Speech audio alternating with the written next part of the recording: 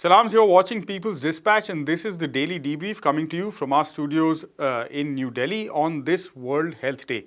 We'll be talking, of course, about the significance beyond just the symbolism of this day and what World Health means for all of the peoples of the world. We'll also be looking at an upsurge in aggression, majoritarian aggression towards minority communities in India, which is considered, of course, the world's largest democracy, and what is the political context in which this aggression is being witnessed. And finally, why Chicago's mayoral race holds some important lessons for national politics in the United States, particularly for the Democratic Party in the lead up to the next presidential election. First up, like I was saying, April 7th marks the birth of the World Health Organization back in 1948 and is therefore celebrated as World Health Day. The anniversary has been used by the organization as well as public health activists to draw particular attention to specific issues related to global public health. It's also meant to introspect on where we are in this regard today and make plans to address ongoing concerns. The theme this year is Health for All, which actually takes us back to ideas on which the WHO was formed all these years back, 75 years ago in fact, and which after years of neoliberal policies and the erosion of public health systems around the world has been somewhat lost in the bigger picture. Anna Vrachar of the People's Health Movement is with us now and will take us back to some of those basics. Anna, good to have you back on Daily Debrief. Been a while since I've seen you at least. Hope you're doing well, and we're chatting today on what is otherwise somewhat of a deal, the 75th anniversary of the World Health Organization. As we were talking earlier before coming into studio and recording, one is the version of history that we kind of are celebrating and marking today, and alongside that is the version of public health that activists and workers in the field, as well as, of course, those who benefit from strong public health systems would like to see. Where is the conversation between these two? Well, that's right. So officially on 7th April, we mark, the establishment, the formation of the WHO in 1948. So today, officially, it's World Health Day. It's a day when, the WHO looks back at what it has done over the past 75 years. It looks at, the achievements that it made. It's also often an occasion for it to repeat the Health for All call that we witnessed so long ago when the organization was formed, and which is actually at the basis of what the WHO should be. But then in practice, we see that, what is happening with health in the world has not changed as much as we wanted, or at least it has changed a lot, but in a different, in the opposite direction. That's right. So essentially what we are seeing is that there's a strong trend of commercialization of health all over the place. We see global South countries struggling with international debt, who are not allowed to invest in public health systems. This is having tremendous effects on the health of the people and on the rights of the health workers. It's essentially blocking the world from achieving health for all. And then on the other hand, we have health activists like from the People's Health Movement, but also other networks and organizations that use April 7th as an occasion to go on the streets, to demand health for all as it was envisioned, to demand primary health care, to demand universal health care, as opposed to, the official narrative of universal health coverage, of a financialized view of health.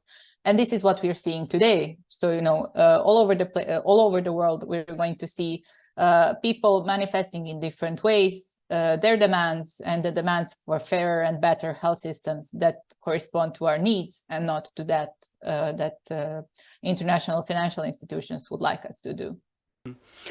We've spoken, of course, a lot on this show and elsewhere on People's Dispatch about these ongoing conflicts in the health sector, whether it's to do with this fundamental debate that you brought up between health coverage and health care, universal that is, and India's, most recently in the context of India's free trade negotiations with countries in the West, and the kind of impact that might have on intellectual property and therefore on the sort of drug manufacturing, the pharmaceutical sector.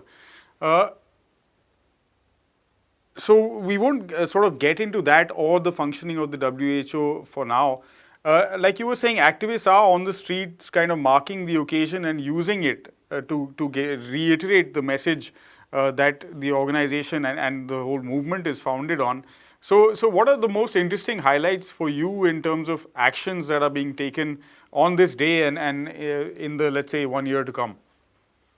Well, of course, World Health Day, as I said, should be more, it would be more appropriate to look at it as People's Health Day. It's not just the anniversary of the WHO, it's the anniversary of to when we remember what health should be.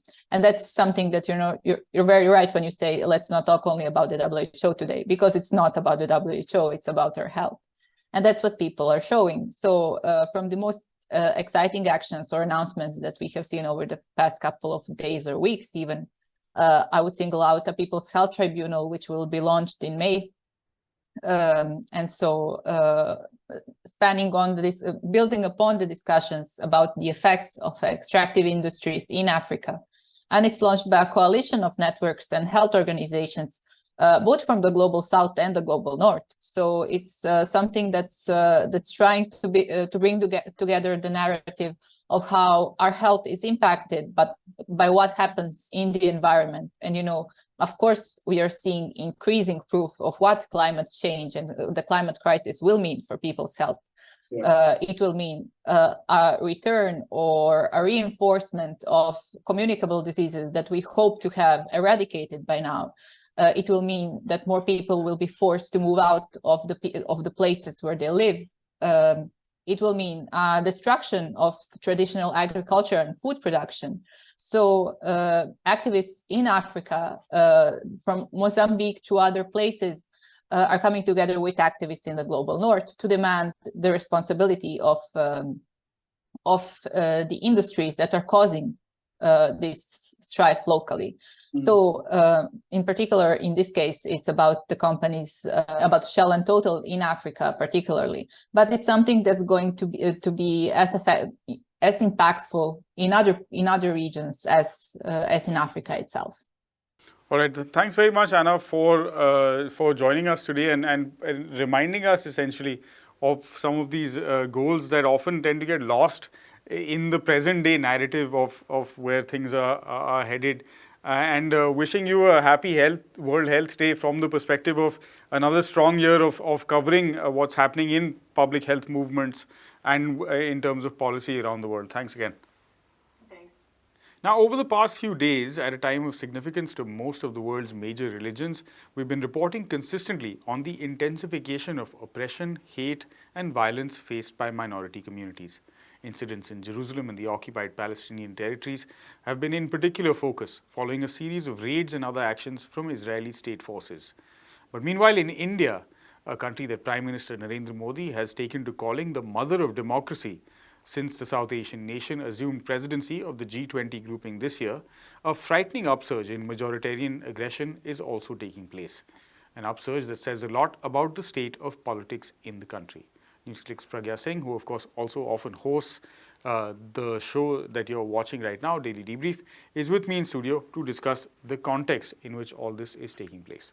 Pragya, religion or religious identity for Indians is a complex thing that has perhaps several layers. And various minorities have lived in this country together, even if segregated, for hundreds of years. But over the past few years, we've seen an increase, particularly at this time of overlapping festivals of different communities, increasing confrontations, particularly majoritarian kind of aggression out on the streets with impunity, often with political backing as well. What is the context in which this fundamental change is taking place in India on the streets? Siddhant, the basic context is what you just said, it's the politics. So, what we've seen recently is a large number of religious processions taken out on two sort of important festival dates for the Hindus, which is the majority religion here. Now, what happens is that the processions are an old tradition, but they were organized by temples and they were local. But what's happened over the last couple of decades is that, non-religious people's outfits, and very often Hindu nationalist outfits, mobilize people, mobilize crowds, and carry them. They also choose where they want to take these processions through, and typically the choice reflects the sort of animosity that is there between the Hindus and the Muslims in the eyes of the Hindu nationalist political outfits. And it so happens that the BJP is ruling India right now, and it is known to float a large number of groups. The founding father of the BJP, which is the Sangh Parivar, it is known to float these groups which have a sort of amorphous identity and which claim to reflect the interests of the majority religion.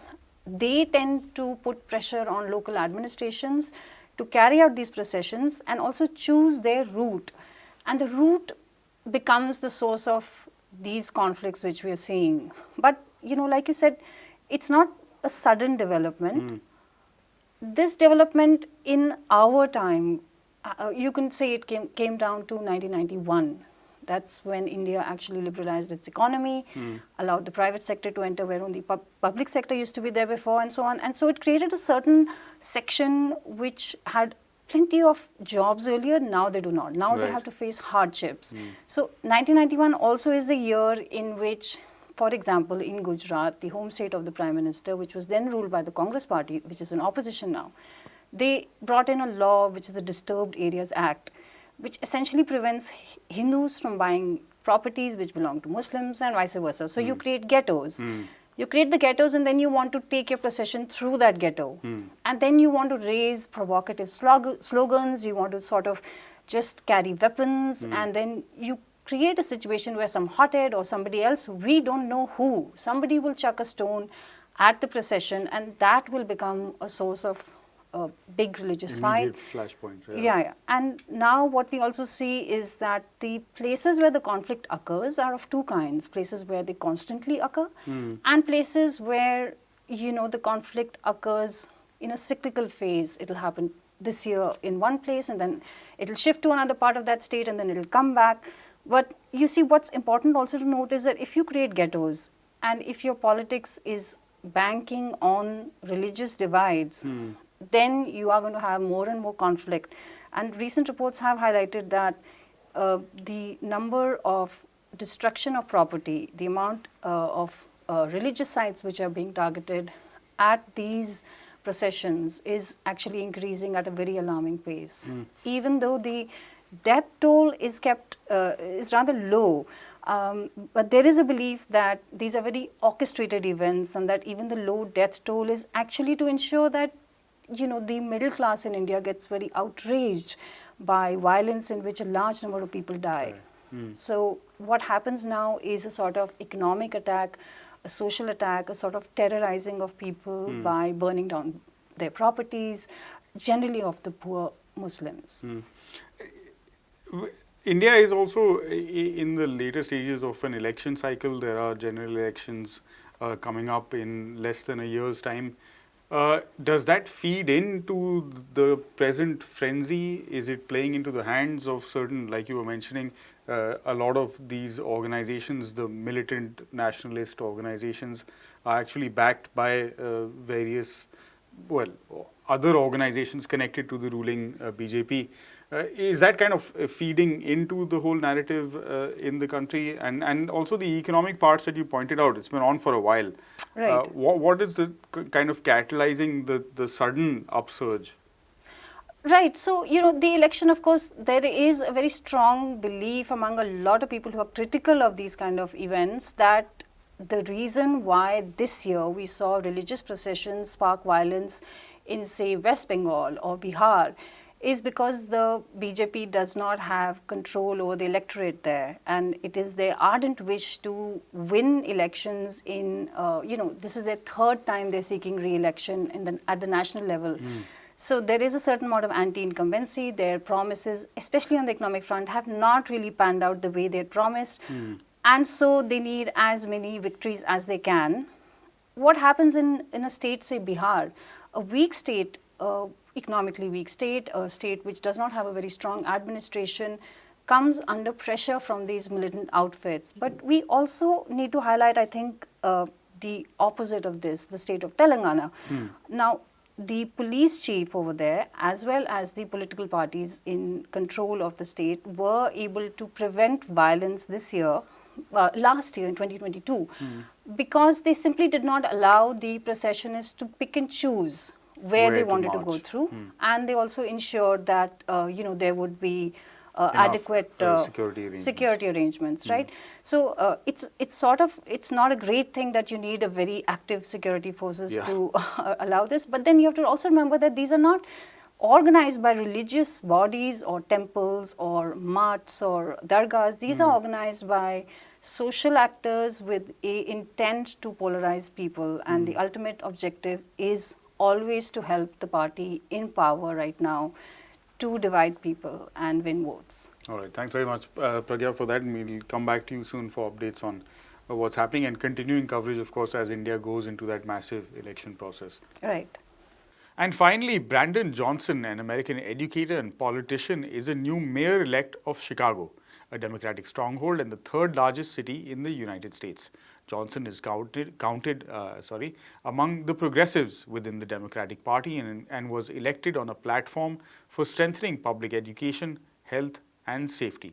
Anish has been watching the election, in which as many as 9 Democratic Party candidates were involved, and he joins us now with some of the highlights. Anish, good to have you back on Daily Debrief. It's not often on the show. In fact, I can't remember a single time we've covered something as specific as a mayoral election, but in this case, in the city of Chicago, a mayoral election that has some kind of significance. Why are we excited about it?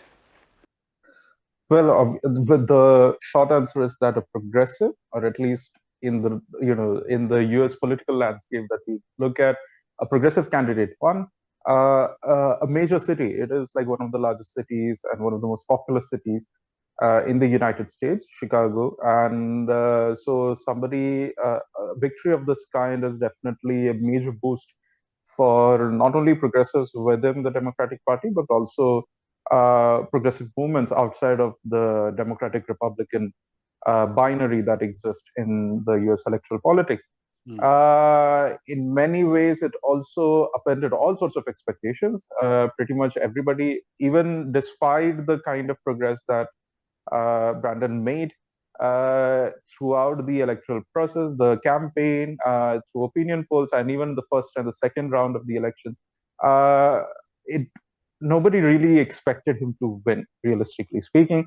But nevertheless, despite a small margin of less than 2%, he is the leading candidate and has already been conceded as the probable mayor for Chicago in coming months. So obviously these factors have come to it.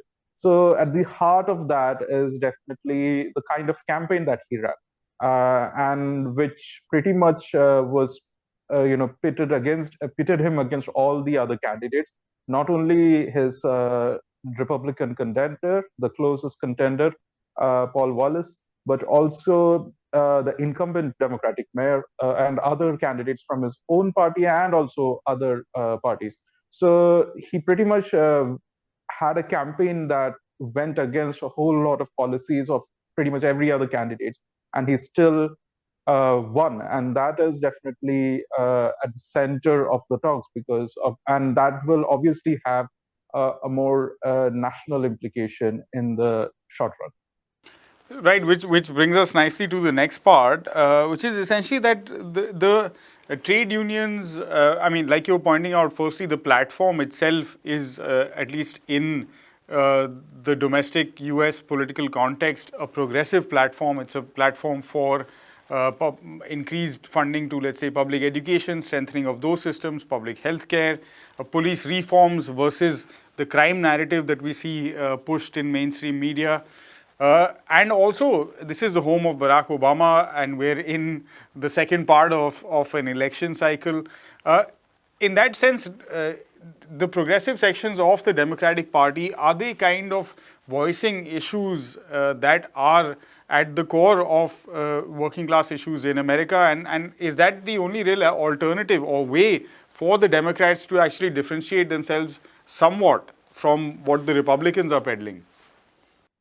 Yeah, to all of that question. The thing is that obviously at the heart of all of this was the sort of like, even though it was not a bipolar election, we saw like sort of an open primary system where pretty much candidates of both the parties were fighting against each other. And in this sense, him coming on top definitely shows that there was certain narrative that worked. And there was a certain narrative of a bipolarity of whether you want to go for police reforms or do you want to go for more hard on crime kind of system, whether you want to go for more funding for public education and higher wages for public schools, and not just public schools, but the larger public services in Chicago, or you want to go for more austere sort of measures on that front, whether you want to go for higher taxes that would pay for a whole host of welfare programs, or do you want to go for cutting down of taxes. So these were pretty much binaries that we were looking at during the entire campaign process. And in that sense, his was the only campaign that pretty much was on the left of all of these fronts, and the rest of them had a different shade of right, including the incumbent mayor, who has a record, in fact, during her 4-year term, where she went against trade unions, where she cut down in real terms, if not in like absolute terms, but in real terms, she cut down spending on public education, schools, on teachers' salaries and wages, on public workers, where taxes pretty much stagnated. There was no new revenue introduced, and most importantly, the fact that she spent billions of dollars on the police with very little accountability. Chicago we have to remember, was one of the epicenters of the kind of national uprisings that we saw after the killing of George Floyd. And it still has a massive police reform / police abolition movement that is still active, that has been calling for not just better reform, but better accountability of police forces, their personnel, and all sorts of things that happen. They have gone, and so the fact that only Johnson's campaign addressed those issues, not only addressed them, but gave concrete policy measures and proposals that he would be taking up if he were to be elected mayor, so that it resonated with a majority, at least as we see from the votes now, at least half the population of Chicago, the voting population of Chicago. And that really shows that this campaign can work, despite the fact that, like we have seen in Buffalo, in the state of New York, where the Democrats pretty much undercut themselves to bring down a progressive candidate. There were similar attempts on this front as well. We had 2 Democratic candidates who went against Johnson despite his popularity. And so despite all of that, there was the fact that remained that this fellow and his campaign and the kind of the support and endorsements that he got really resonated with a large number of Chicago residents, and that shows that this is an alternative that can be workable. The whole point of the whole criticism that the mainstream has always put up against progressives and their policies is that it's not workable, it's not popular, and so on and so forth. But the fact that it is workable and it can actually give results, and electorally speaking, if you had a fair elections, then you definitely can project this at a national level. And that's primarily the reason why progressives, not only within the Democratic Party, but outside, are quite excited about this. Well, thanks very much, Anish. That's all we have on this episode of the Daily Debrief. From Anish, myself, and the entire team here at People's Dispatch, thank you very much for watching. As always, we invite you to head to our website, peoplesdispatch.org, for details on these stories and all of the other work we do. Also, don't forget to follow us on the social media platform of your choice if you haven't already. We'll be back with a weekend episode tomorrow, same time, same place. Until then, goodbye.